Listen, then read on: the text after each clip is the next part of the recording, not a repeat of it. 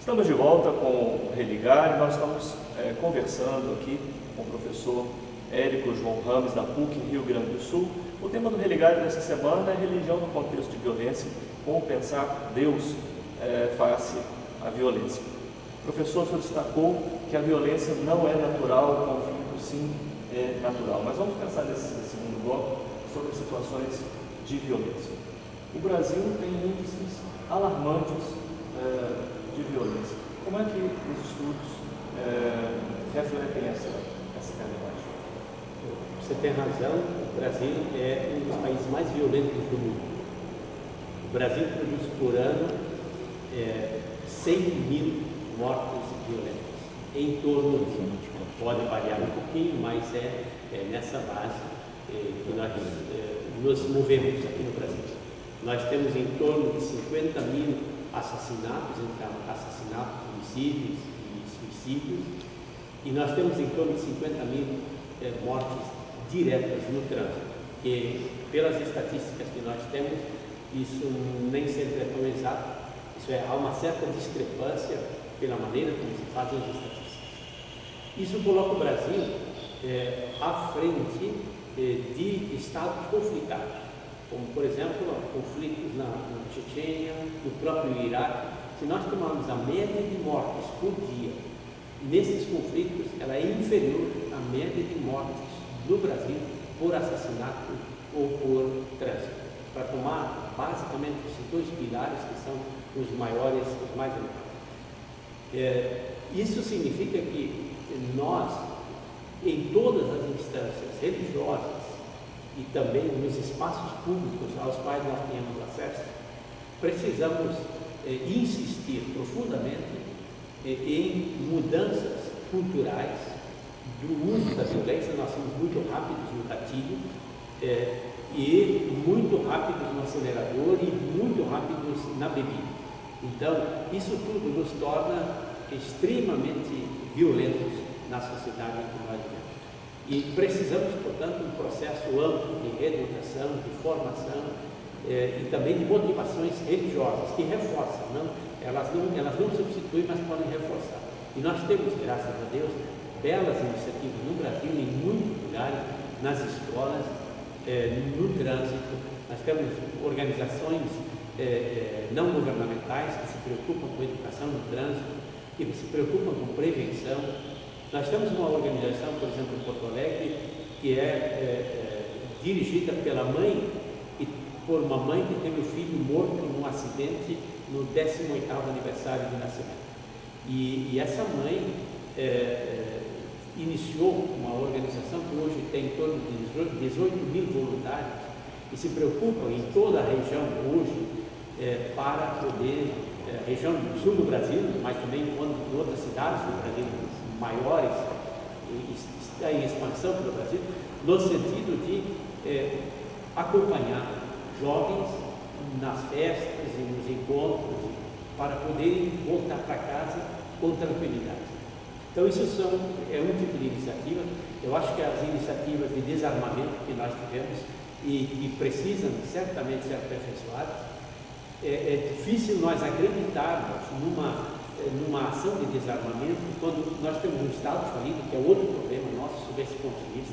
A segurança, o Estado não garante os mecanismos de segurança, por isso a população desconfia, mas não há outra solução a não ser um rearmamento, se pudéssemos usar esse palavrão, moral, no sentido de colocar nas mãos das pessoas instrumentais interiores que poderem resistir, não reagir de forma violenta. Isso já ajuda muito.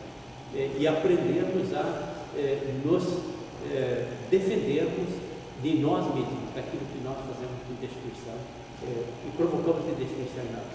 O que falar também da violência que representa a miséria e a desigualdade social? Seguramente, quando nós falamos de violência, nós falamos de vários tipos de violência. Nós podemos falar de violência cultural, nós podemos falar de uma cultura de violência, nós podemos falar de uma violência estrutural, e esse é o caso. Então, o Brasil é um país que tem uma violência estrutural muito severa, e isso, às vezes, inclusive no contexto atual, passa despercebido, porque nós caímos naquilo que é a fala midiática de de termos tirado da miséria milhões e milhões de pessoas, isso é verdade, mas em compensação nós mantivemos a desigualdade social. Isso é, a concentração de renda nas classes superiores do Brasil é extremamente escandalosa. O Brasil tem por ano em torno de 25 milhões de declarações de renda e tem uma população de 200 milhões de habitantes. Isso prova que a faixa de pessoas, descontados os sonegadores, que também são um número significativo, mas de todos os modos, mesmo que nós dupliquemos a possibilidade das declarações e elevemos para 40 milhões, nós ainda temos 160 milhões de brasileiros que estão fora da faixa de declaração do imposto de renda. Ora, isso é atestado, evidente, de extrema injustiça social e extrema concentração de renda. Bom, algumas pessoas, frente a essa realidade, se perguntam se vale a pena continuar tendo frente a esse cenário, e alguns desistem. Como pensar teologicamente esse problema? Precisamos de um Deus para vir aqui resolver esses problemas? Eu diria assim que nós precisamos descobrir o Deus que é vítima dessa violência e tentar nos mover. O Brasil continua com em torno de 90% de cristãos. Ora, isso de novo significa 180 milhões de pessoas. Então, se nós conseguirmos, nesse contexto, em 180 milhões de fiéis no Brasil, nos convencer de que Deus está sendo assassinado, de que Deus está sendo violado e agredido, e que, portanto, nós nos precisamos tornar advogados, defensores e protetores de Deus, então nós poderemos aí agir de forma muito diferente do que nós estamos agindo na inconsciência de que quem está morrendo é um bandido, é um assassino, é uma coisa. Quer dizer, então, não é isso. Todos aqueles que são vítimas são Deus. Deus é a vítima e as vítimas são Deus. O Concílio Vaticano II, ele contribuiu para recolocar essa questão de Deus face à violência? Sim, nós temos um grande documento do Concílio Vaticano II chamado Gaudium et Spes, as alegrias e as esperanças, assim começa o texto da humanidade. E esse documento analisa todas as questões na época de 1960, as questões, digamos, de desigualdade internacional, de desigualdade social que existiam.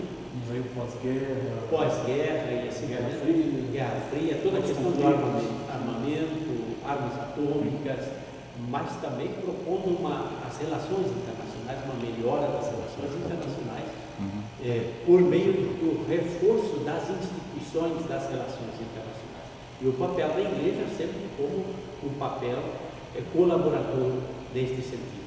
E a afirmação clara de princípios éticos nas relações interpessoais, nas relações sociais e nas relações internacionais.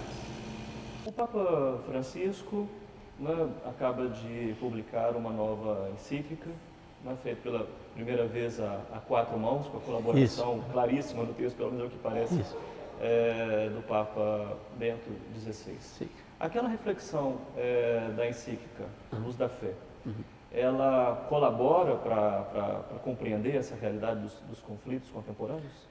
Nós podemos dizer que à medida em que a fé, enquanto adesão, enquanto relação ao mistério transcendente, é uma realidade para nós, nessa medida ela pode sim ajudar, porque de novo ela nos capacita, porque nos tira de dentro de nós mesmos. A fé nos arranca de nós mesmos, e isso é uma questão importante quando se fala da luz da fé.